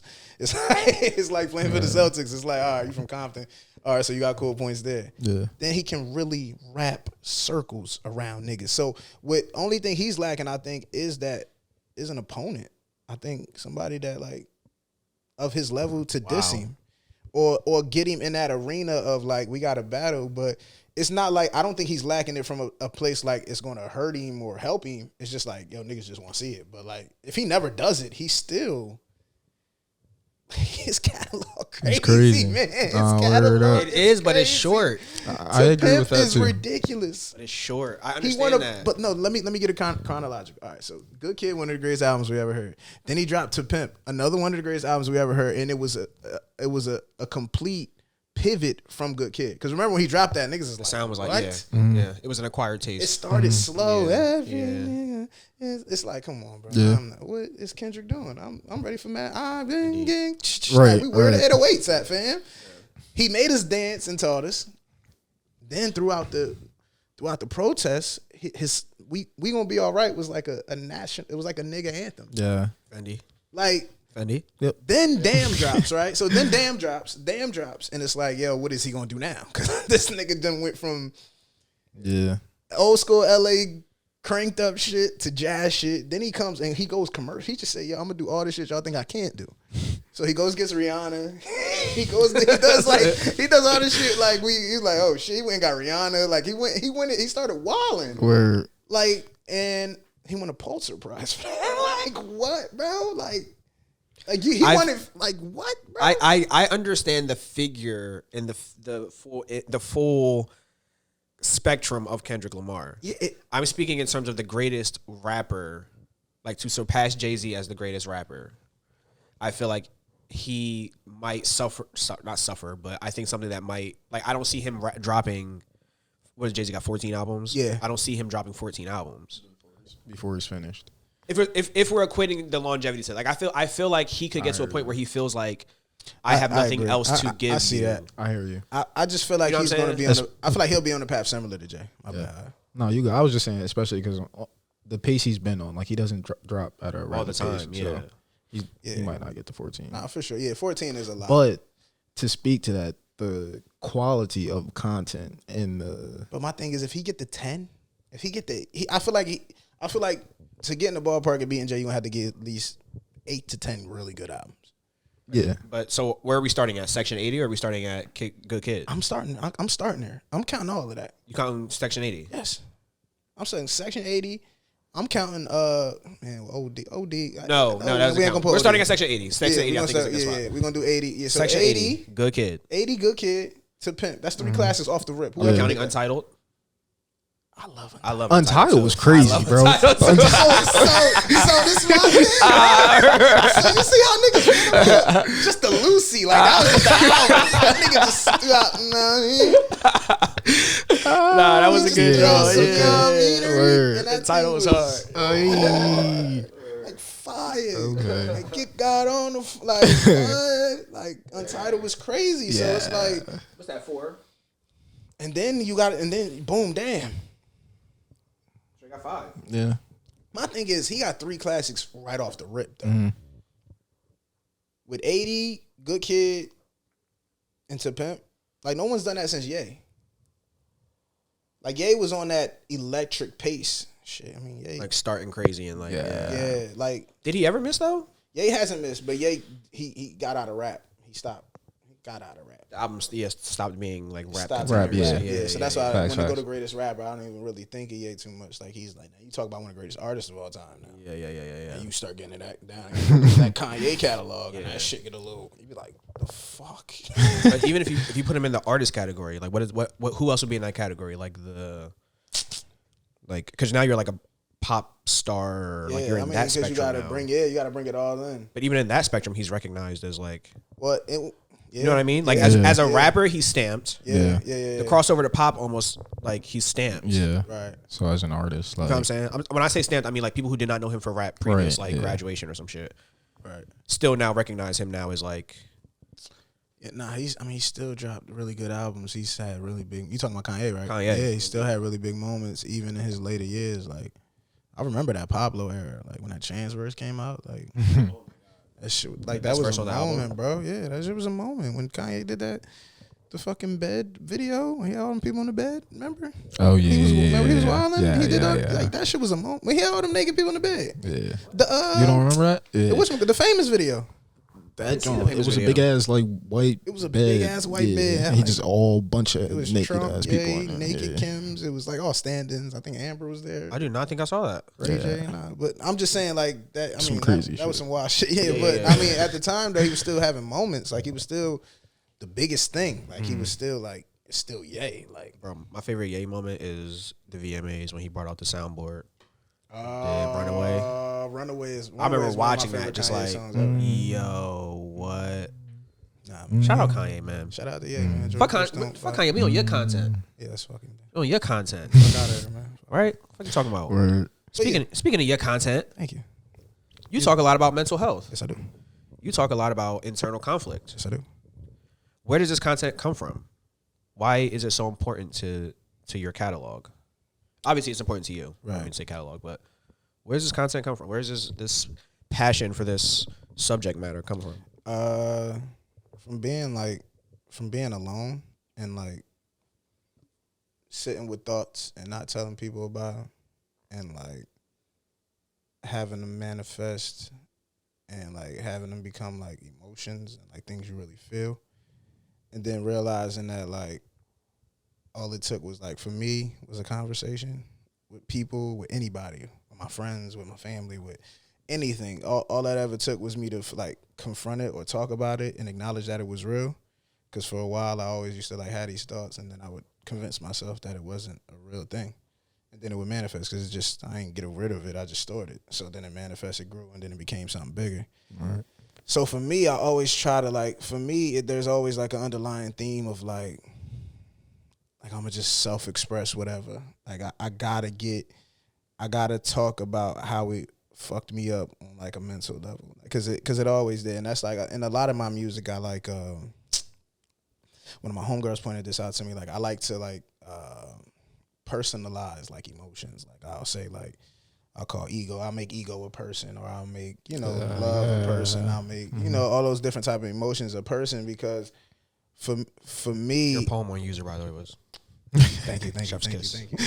Proud of your stature. Thank you. That means a lot.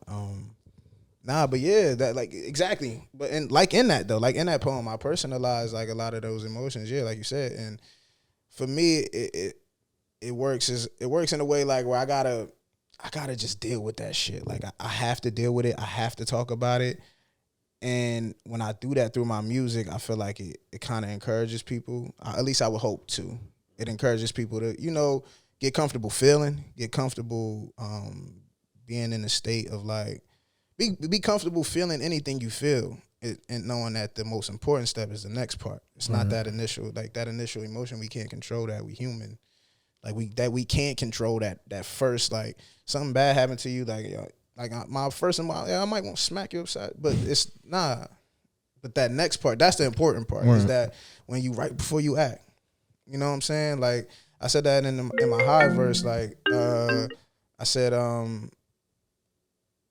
what I say? Damn. What verse? The high verse. Oh, I said how I react can be my greatest ally and my enemy, and I'm claiming control. Cause like for me, like the way I would move after something affected me was always my biggest thing. Like I wasn't thinking when it happened, and I wasn't thinking when I reacted.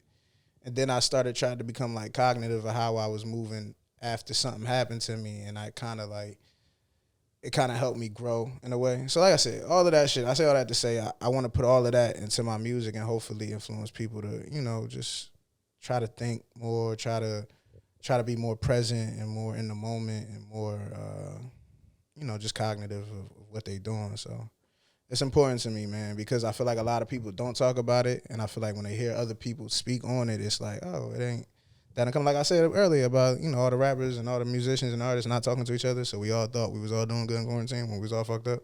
Like that's that kind of stuff. Like, yo, let's talk more. Let's just experience and give it up. You feel me? So yeah, that shit important to me. Right.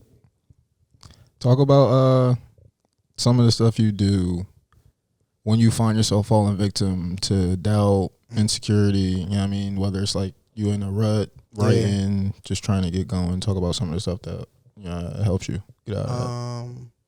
Personally, I like going to the beach. I like water. Water does something for me. Not really sure what it is. Yeah, but I don't I would never want to live at the beach though.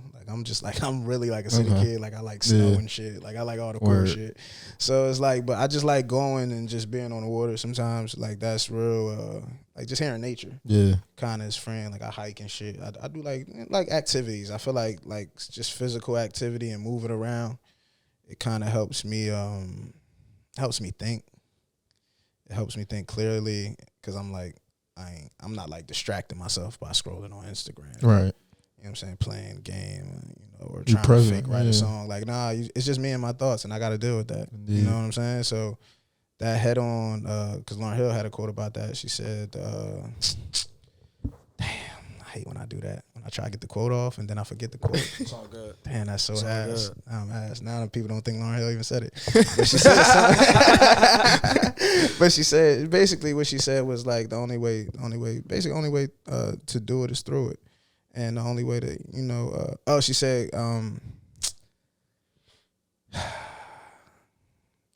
love is what we. Nah, she ain't say that.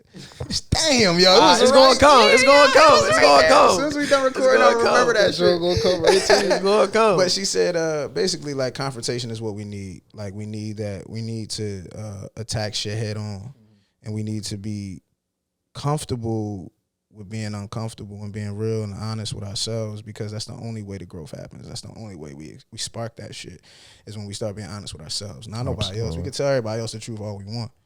But it's like when you home dolo and it's a moment and you know the moments. You know that 1 second where it's like you can do the same thing you've been doing and feel the same way you've been feeling. Right. Or you can make this change right now because you in this moment. Like this is that chance to strike. This is that opportunity to switch it. And it's that decision that you make right there. And that shit real, bro. That shit real. So yeah, man. Just being able to, identify those situations and being able to try to make the right decision and the right choices and promoting that. So yeah. Sure. Bro, I heard a podcast once and he was saying how, and I truly commend you and everyone else who does this, bro. When you say like you get alone in your thoughts, like you just sit there. Yeah. I'm paraphrasing, but basically he was saying that almost like a superpower that humans do not have is the ability to sit and do nothing for 30 minutes and just be alone in their thoughts.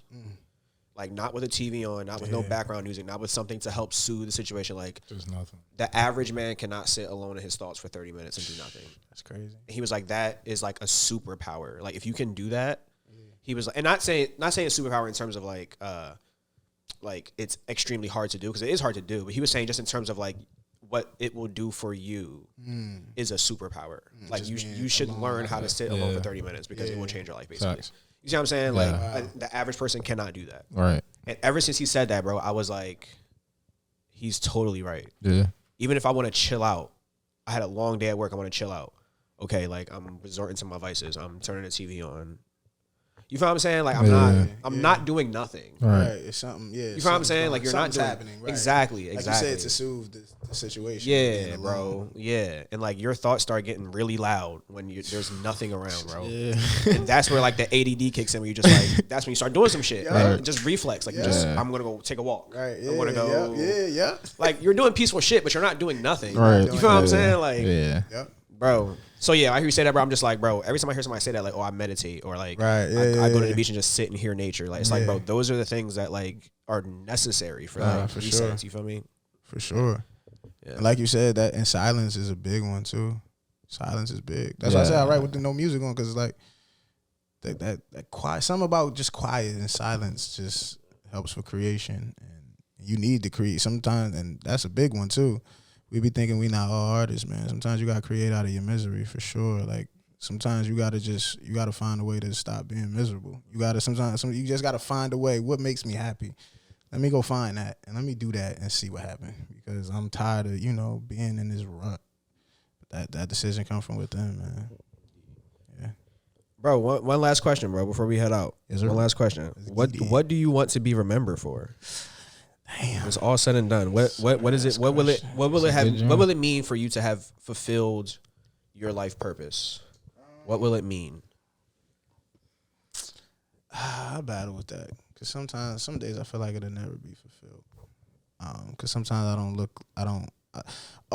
like to look at life as like a game I gotta finish, but more like I like the Sims, like where I can keep playing this forever if I wanted to. Like I don't know what I could be. I don't know what's going to exactly happen. Right.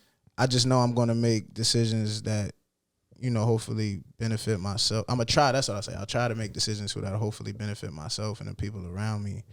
The biggest thing, when I go and people can come together, have a laugh, and say, yo, Franky, however you know me, was like a positive, happy, always got to have a laugh, always got to have a smile, and enough people had enough real conversations with me. Mm-hmm. I think that I'll be sufficing that. Like, I feel like that for me gives me enough versatility. Like, in my life, if I can be like, I don't know, like Andre Iguodala, like, we just do a little bit of everything. Like, let me, you know what I mean? Like, let me have the deep talks with you. In all departments. You know what I mean? Let me laugh with you. Let me kick it with you. I smoke with you. I drink with you. Mm-hmm. You know what I mean? We can talk about shorties. We can talk about this dumb niggas on the. We can do everything. But like, I just like, he was a person. Like, he was a person. And for me, that's my biggest thing. That's my fulfillment, is that the people I care about, they feel like I cared about them and I did right by them. And for me, that's the ultimate goal. As far as what I'll do in the world, and that impact, that's in God's hands, honestly. If I'm truthful, that's how I see it. I see myself just on a road where if I put the work in to do what I think is my gift, and whatever the extent of that looks like is whatever it looks like. I learned not a long time ago, but long enough ago, that a lot of this is not necessarily in my hands as much as I like to think it is. Right. As much as I like to think that I'm in control of all of this shit, I'm really not. And but I know that only thing I do know I control is my effort and how much I put into being the best me. So I feel like if I do that, man, where I'm gonna end up is where I'm supposed to end up. You feel me? So yeah, man, I dodged that shit. Yeah. Yes, sir. Damn. You dodged it. You still got something else to dodge though. What's up? You still got something else to Let's dodge. get it. As someone who's a avid fan of your music, Yes. Avid listener of your music, Yes. You do have some explaining to do. You Ah. have some explaining to do to Yes. the consumers of your music. Okay. Yes. So I took the liberty of taking out a few rap lines that I thought were very powerful. Gotcha. Some of my favorite lines, and I would like to hear just where it came from. Okay. You know what I mean? Sometimes you hear those lines, you're like that person meant that, or that person went through something and they articulated that to the T of, you know what I mean? That was, you know what I mean? Right. So I picked out a few lines. Okay. I want to hear some explanation. That's all. Let's get it. So one of my favorite lines, I feel like I told you this before in the past. On User, it's a song on User. I believe it's Nicolas Cage, I believe, is a track. You say, I still feel my name is the answer to who am I. Yeah. Right? Yeah. Talk a little bit about that. You still feel your name is the answer to who am I. That was like that whole little like section right there.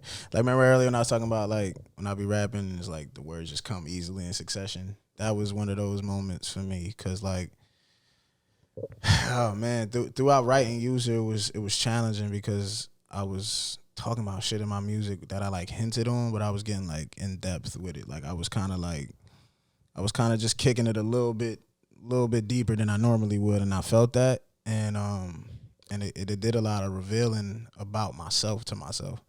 And then I realized that I never was who I thought I was, and then I realized also like I'm never even who I am isn't who I'm going to be. You know what I'm saying? So it was like that evolving, like the only thing that was finite about me was my name. Like even that I can change if I really wanted to, you know what I'm saying? But like that was for me, like the name was so finite. Like, yo, you whoever you are. Like, yo, you X. Like, all right, cool. But what am I? Like I always felt like who you are was so much more than just a name. Like what do you mean? Indeed. Like my favorite players aren't just their position. Like, nah, what do you bring to the game, though? Right. Like, how do you affect the game? So, for me, it was bigger than, who I was. Like, and, I still, at the time, I thought my name was the answer to who am I.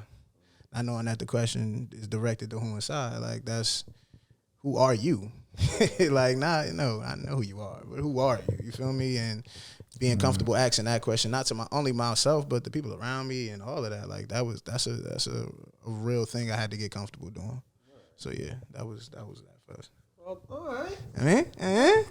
Beautifully done. Thank you. All right. Explanation number 2 from your song "Get Free." Get free. You say, which was a single you released, it wasn't on an album. Yeah. You say, I've seen enough to know I've seen nothing at all. I've crawled to places that encourage me to walk. I'm paraphrasing. I've walked through homes that made me want to run from mine.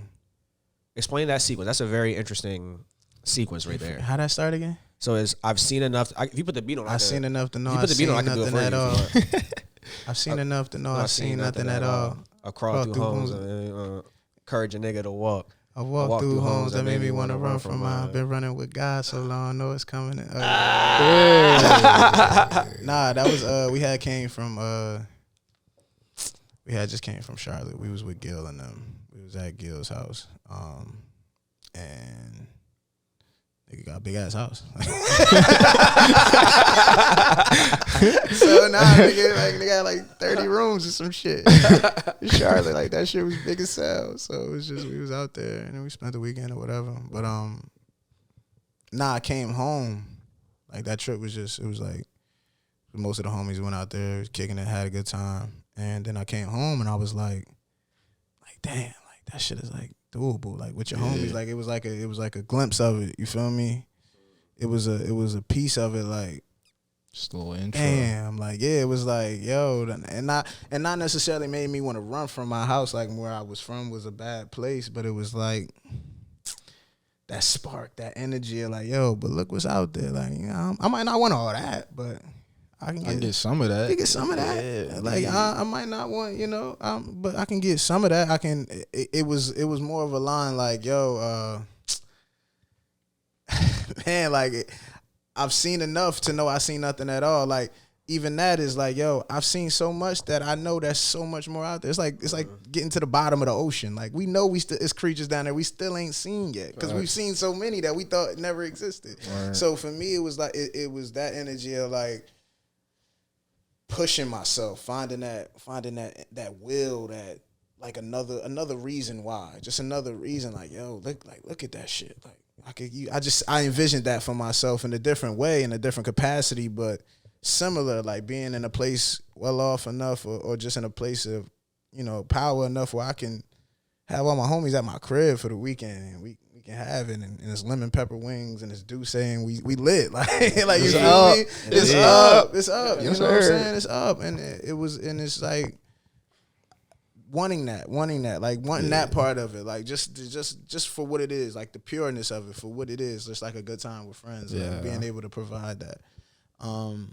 It just inspired me. So that was just about being inspired for real. Indeed. Yeah. Indeed. Great. And last but not least, off your track Eat Good, produced by Kam Dela. Is he also featured on that song? Yes, he is. Also featuring Kam Dela. Shout out Kam Dela. You say, I know the difference between evil and sinner, between greedy and dinner, between coming in first but really being a winner. Good God. Hey. That boy was talking. Oh my goodness gracious. Yeah, man. Talk about it. Yeah. I mean, I guess we break it down to evil and sinner like we was talking about earlier, like when we was talking about how the educated and miseducated and like people just ain't bad people. They just fucked up. Like, yo, I did something fucked up. Like, you ain't evil though.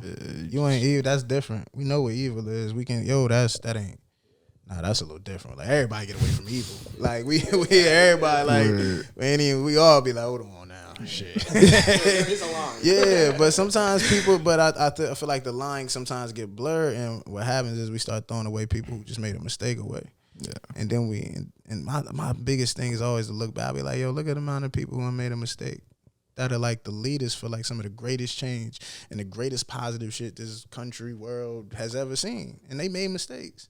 Like that, like it's like we always know that mistakes come with lessons until until there's somebody with enough money that we don't want to have money no more, or we don't want to have power no more, or we don't want to, it's I don't know, it's a tricky feel. I'm not saying, I got all the answers, but I just know that it's not as simple as we like to make it seem and like to make it feel. It's not as black as white. So I don't know. That's what that evil and sin alignment for me. It was like, yo, we might want to start evaluating some of these people we deeming evil, and maybe we need to, you fucked up. Now you repercussions, whatever the situation is, but we still need you out here on the front line though. Facts. Like you fucked up, but you gotta go get together. Yo, you turned the rock over, but I can't tell you nigga. Nah, you averaged 30, nigga. Like, no, we gotta. The game is still happening, but I'm gonna let you know that you turned the rock over. You had 3 in a row. Come sit for a second. You know what I'm saying? That kind of shit. But you can still get back in there. But it's like, I don't know. We gotta find some middle ground. I feel like we getting too wide on the pendulum of the extremes. We gotta find some middle area. But damn, what is it? Evil and sinner. Between greedy and dinner. That go back to me, just like I said, like wanting like the Mac Miller life, like that. I don't know. I got like a lot of ideologies about the capitalism and just and figuring all of this shit out, because you try to be a good person and then you realize that you inside of a game where you gotta play by a certain set of rules. Like how do you escape playing by a certain set of rules? And when you didn't make the game, like I didn't make the game. I didn't even choose to even be entered into the game. Like my mom and dad just had sex in the 90s and now I'm here. So and I got bills. Like so all of this is true, and now like I gotta play a game and you want me to change the rules? Like fam, come on.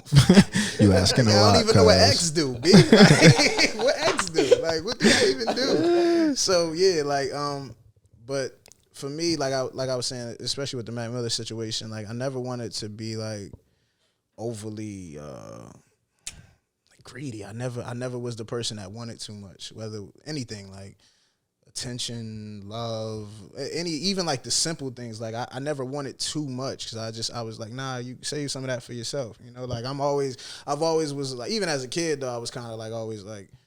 Real, not empath. I guess I don't know if it's empathetic, sympathetic. They always the pathetics get me. Them niggas is tough. Similar. Yeah, they tough. But I was always in a place like I was just very conscious of like the people around me and that kind of stuff. And for me, I always wanted to make sure I wasn't taking more than I need. Like for me, like especially growing up, you know what I mean, mom and pop, you know, eat what you need. Like we made it work how we made it work for a little while until they started getting some, you know what I mean, they got a little bit more money when we got out the city. But for me, like I come from humble beginnings, you know what I'm saying? So I never wanted to take more than I wanted. I never wanted to, you know, that's just always been me. So and I just felt like it was a good line. Like I needed to, you know, I know the difference between that, being overly ambitious and doing too much and biting off more than you can chew, or biting somebody because you're trying to bite too much. You know what I'm saying? You're hurting somebody next to you. Like all that shit come with that. So yeah, just being conscious of that. Yeah.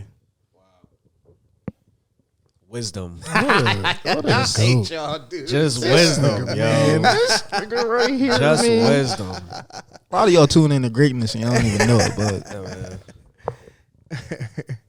And then what's the last part? Damn, my bad. Between coming in first but really being a winner. Yeah, the race, man. The race. That's really a line about just like morality. And just what you value and who you want to be, what's important to you. And identifying that and knowing what winning is. And on that first place ain't always the winner. Like, I mean, ain't a trophy. I mean, ain't always, that might not be the goal this time. Like, yo, this season we wasn't actually trying to get the chip. maybe we was just trying. We was just trying to get better and get to the offs, and we got here. Like we won this season. Like I mean, we did what we were supposed to do. Mm-hmm. You know, like it ain't always about you feel me. Sometimes Indeed. it's about just progression and getting better. And for me, it was reminding myself that 1% every day is a lot better than like 10% every 30. Like if I get I get super nice, but only one time every 30 days, or if I get 1% better over these next 30 days every day, you know what I'm saying? So just it's like I said, morality and what's important to you, and just kind of identifying that. You feel me? Yes, sir, man. Yes, sir, man. Yes, sir, man. Is there? We gonna finish this thing. No, we gonna listen. We gonna finish this thing. You gonna finish this thing off? Yeah, finish that bar. Finish that bar. So finish that bar. Oh shit. Okay. Is a segment that we do. Damn, I'm gonna be bad at this. Yeah, you might be. Some people typically are. Typically, our history is not that fire. But what happens is we play a song, and your job is to jump in on the song. Okay. Right. So typically, where a lot of people fall short is they don't know the song, obviously, or like whatever, or they catch it too late. But you try to jump in as soon as the song plays. Got you.